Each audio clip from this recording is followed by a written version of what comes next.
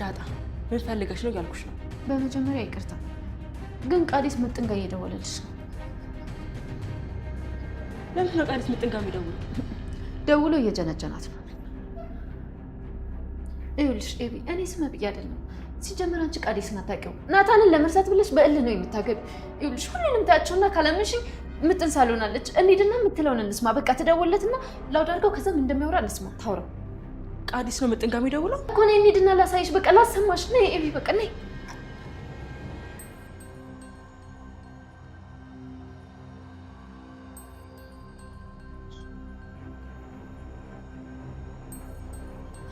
ምጥን በያውን ደውይለት። አይ እኔ ደውሎልሽ ያውቃል? ደውይ ምጥን።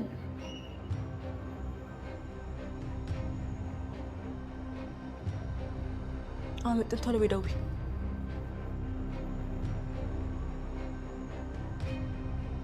ማርታ ሁሉንም ነገር ትታ ከሀገር ለመሰደድ እንደወሰነች የሰማው ደረጀ መናገር ባይችልም ልቡ ራርቶላት ሀሳቧን ከቀየረች በሚል በጽሁፍ ይቅርታ ቢጠይቃትም እሷ ግን የተደረገባትና የደረሰባትን ክደትና በደል በፍጹም በቀላሉ መርሳት አልቻለችም ነበር። ነገሩን ለማባባስ ለማቀሳሰር የመጣችው መድኃኒትም ደረጀ ካለበት ክፍል ገብታ ስትዝበትና ስታስፈራራው የደረሰችው አቢጌል በንዴት ከአክስቷ ጋር በከባዱ ተጋጅታ ሳሎን እናቷ ካለችበት በፍጥነት ትሄዳለች። ትቀጥልና እማዬ እህትሽ ከዚህ በፍጥነት መሄድ አለባት ብላ ስትላት ማርታም ግራ ተጋብታ ምን ሆነሻል ኤቢ? ወይ ደግሞ ዛሬ ገና አይደል እንደ መጣችሁ ምን አድርጋሽ ነው ብላ እየጠየቀች ባለችበት መድኃኒት ስትመጣ አቢጌልን በንዴት አንቺ የመጣሽው ቤተሰቦቼን ልትበታተኝ ነው አይደል? በቃ አንፈልግሽም ከዚህ ቤት ውጭልኝ ብላ ስትላት መድኃኒትም አየሽ አይደል ቤተሰቦቼ የምትያቸው ሰዎች እንዴት እንደሚያከብሩሽ ልጅሽና ባልሽ ተባብረው ደበደቡኝ ብላ ስትናገር አቢጌልም እማዬ ነይ አሁን ከኔ ጋር እንሂድ ለአባዬ ይቅርታ ታደርጊለታለሽ ብላ ልትወስዳት ስትል መድኃኒትን በመሃል ትገባና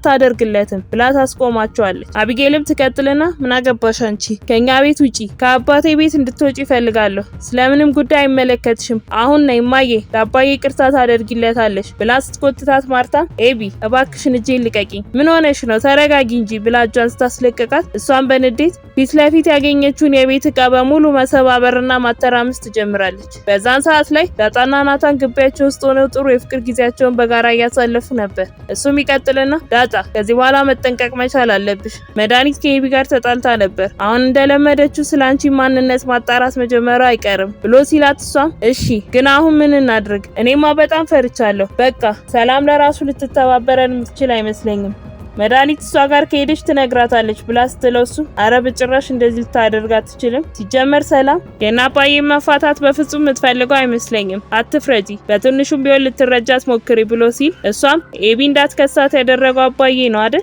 አንድ ቀን እዚህ ቤት መጣ ነበር የዛን ጊዜ ነው ነግራ ሄደችው ብላ ስትለው እሱ ይመስለኝ ኤቢ ከከሰሰችኝ የዳጣ እናት መሆኔ እናገራለሁ ብላ ነው የሚሆነው ያው ለነገሩ የሚጠበቅ ነገር ነው ብሎ ሲላት እሷም እሺ በቃ ደግሞ እነ ኤቢ ቀለበት ላይ ያደርጉ ነው አይደል እኛስ መቼውን የምናደርገው ግን ደግሞ የሚያሳዝነው ኤቢ ጥሩ ሰው አልገጠማት ቃዲስ በጣም አስመሳይና በጣም ልክስክስ ሰው ነው መቼም ቢሆን እሱ ለኤቢ አይገባትም ብላ ስትለው ናታንም በቃ እሱን ተይው ኤቢ እንደዚህ አይነት ሰው አይደለችም አታሏት ወይም አቅጦባት በቀላሉ የምትሰበር አይነት ልጅ አይደለችም ስለዚህ ነገሮችን በራሷ መንገድ ታድርግ አትጨነቂላት ደግሞ እየሸወዳት ላይሆንም እኮ ይችላል ትክክለኛ አፍቃሪ ሆኖ ሊሆን ይችላል ስለዚህ ዳጣ ይህንን አጋልጠዋለሁ ምናምን የምትዩን ነገር ብታቆሚ ነው የሚሻልሽ ብሎ ይላትና ያስማማታል ከትንሽ ቆይታ በኋላ ማርታ ናታንን ክፍሏ ድረስ ታስጠራውና ቁጭ ብለው ማውራት ይጀምራሉ እሱም ይቀጥልና እማዬ ፈልገሽ ነበር ብሎ ስጠይቃት እሷም ናታን እኔ ምልህ ደረጀን ጠየቅከው እንዴ አይተኸዋል ደህና ነው ብላ ስጠይቀው እሱም አዎ ደህና ነው ብሎ ባጭሩ ይመልስላታል እሷም ትቀጥልና ወይ ካልሆነ ወደ ውጭ ሀገር ሄዶ ይታከም ማለቴ ህንድ ሀገር ጥሩ ሕክምና አለ ሲሉ ሰምቼ ነበር ብላ ስትለው ናታንም እማዬ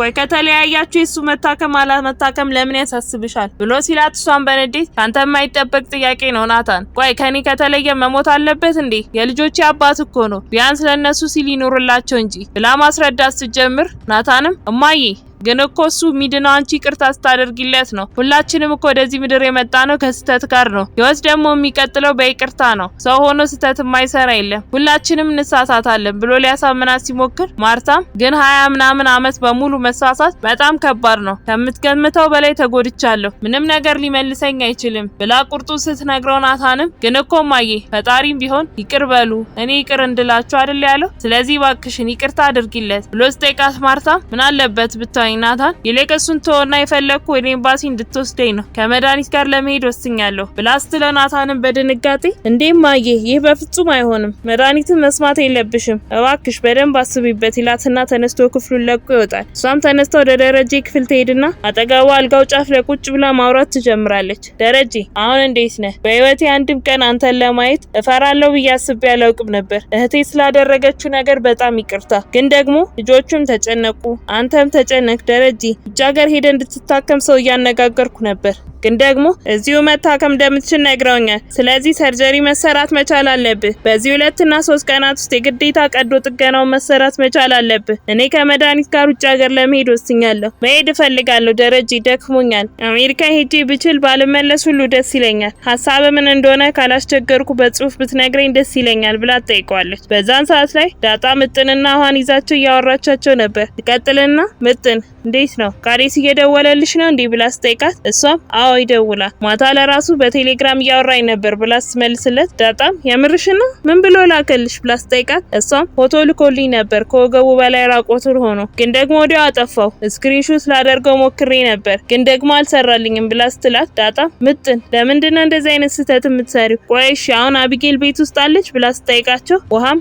አዎ እኔ ክፍል ውስጥ ነው ያለችው ብላ ትመልስላታለች። እሷም በፍጥነት ችግር የለውም አሁን ትደውይለታለሽ እሺ እናንተ እዚህ ቁጭ ብላችሁ ጠብቁኝ የትም እንዳትሄዱ ትላቸውና ወደ ውሃ ክፍል በፍጥነት ታመራለች። ወደ ውስጥ ትገባና ኤቢ አሁንም ድረስ ነገሩን አልረሳሹም እንዴ? ፊትሽ እኮ በጣም ነው የሚያስፈራው፣ በቃ አረፍ በይ በእናትሽ ብላ ስትላት እሷም ምን ፈልገሽ ነው የመጣሽው ብላ ትጠይቃታለች። በጣም ትቀጥልና ይኸውልሽ ኤቢ መጀመሪያውንም እኔ ማመን ነበረብሽ፣ ግን አንቺ አልተረዳሽኝም። እኔ ላንቺ በፍጹም ክፉ አይደለሁም። በመጀመሪያ ይቅርታ፣ ግን ደግሞ ቃዴስ ለምጥን እየደወለላት ነው። አንቺ አላመንሽኝም ነበር፣ ግን ደግሞ እሱ ደውሎ እየጀነጀናት ነው ብላ ስትላት አቢጌልን በድንጋጤ ምን ያምርሽን ነው ብላ ትጠይቃታለች። ዳጣም ትቀጥልና ኤቢ መጀመሪያውን እኮ ዝም ብዬ አይደለም ልፈትነው ያልኩት፣ ሲጀመር አንቺ ቃዴስን አታውቂውም። ናታንን ለመርሳት ብለሽ ነው በእልህ እሱን ልታገቢ የተነሳሽው። ይኸውልሽ ካላመንሽኝ ምጥን ሳሎን አለች እንሄድና የምትለውን እንስማት ትላትና ተያይዘው ወደ ሳሎን ይሄዳሉ። ከዚህም በኋላ ነው ደረጀ ለማርታ ይቅርታ እንድታደርግለት ደብተሩ ላይ ጽፎ የሰጣት። በቀጣይ ምን የሚፈጠር ይመስላችኋል? ሀሳብ እንዲሁም አስተያየታችሁን ኮሜንት ላይ ጻፉልን።